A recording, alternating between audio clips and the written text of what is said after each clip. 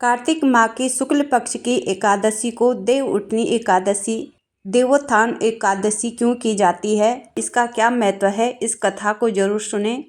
कार्तिक माह की शुक्ल पक्ष की एकादशी को देवउठनी एकादशी कहा जाता है।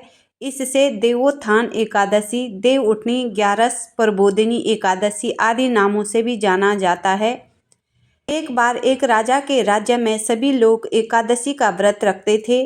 प्रजा तथा नौकर चाकरों से लेकर पशुओं तक को एकादशी के दिन अन्न नहीं किया जाता था। एक दिन किसी दूसरे राज्य का एक व्यक्ति राजा के पास आकर बोला, महाराज कृपा करके मुझे नौकरी पर रख लें। तब राजा ने उसके सामने एक शर्त रखी कि ठीक है, रख लेते हैं, किंतु रोज तो तुम्हें खाने को सब कुछ मिलेगा, पर एकादशी को अन्न नहीं मिलेगा। उस व्यक्ति ने उस समय हाँ कर ली, पर एकादशी के दिन जब उसे फलाहार का सामान दिया गया तो वह राजा के सामने जाकर गिड़गिड़ाने लगा, महाराज इससे मेरा पेट नहीं भरेगा, मैं भूखा ही मर जाऊंगा, मुझे अन्न दे दो। राजा ने उसे शर्त की बात याद दिलाई, पर वह अन्न छोड़ने को राजी नहीं हुआ। तब राजा ने उसे आटा, दाल, चावल आदि दिए। वह नित्य की तरह नदी पर पहुंचा और स्नान कर भोजन पकाने लगा।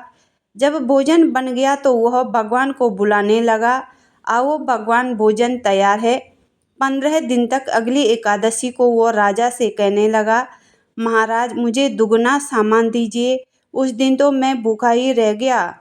राजा ने पूछा तो उसने बताया कि हमारे साथ भगवान भी खाते हैं, इसीलिए हम दोनों के लिए ये सामान पूरा नहीं होता। बुलाने पर पीताम्बर धारण किए भगवान चतुर्भुज रूप में आ पहुँचे तथा प्रेम से उसके साथ भोजन करने लगे। भोजन आदि करके भगवान अंतर्ध्यान हो गए तथा वो अपने काम पर चला गया। 15 दिन बाद अगली एकादशी को वो राजा से कहने लगा कि महाराज मुझे दुगना सामान दीजिए, उस दिन तो मैं भूखा ही रह गया। राजा ने पूछा, उसने बताया कि हमारे साथ भगवान भी खाते हैं, इसीलिए हम दोनों के लिए ये सामान पूरा नहीं होता। यह सुनकर राजा को बड़ा आश्चर्य हुआ। वह बोला, मैं नहीं मान सकता कि भगवान तुम्हारे साथ खाते हैं। मैं तो इतना व्रत रखता हूँ, पूजा करता हूँ, पर भगवान ने मुझे कभी दर्शन नहीं दिए। राजा की बात सुनकर वह बोला, महाराज यदि विश्वास ना हो तो साथ चलकर देख लें। राजा एक पेड़ के पीछे छिपकर बैठ गया।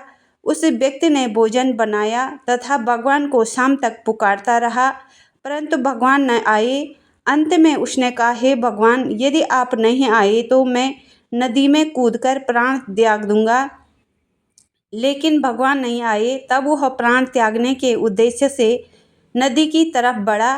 प्राण त्यागने का उसका दृढ़ इरादा जान शीघ्र ही भगवान ने प्रकट होकर उसे रोक लिया और साथ बैठकर भोजन करने लगे।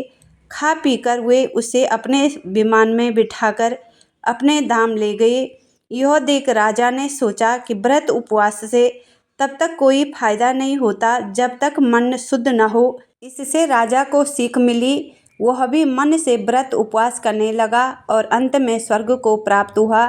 इससे हमें यह शिक्षा मिलती है कि भगवान को तन मन से भाव से पूजना चाहिए, मन शुद्ध होना चाहिए, तभी हमें भगवान के दर्शन होंगे। अगर दोस्तों कहानी अच्छी लगी तो please like, share, subscribe, comments ज़रूर करें।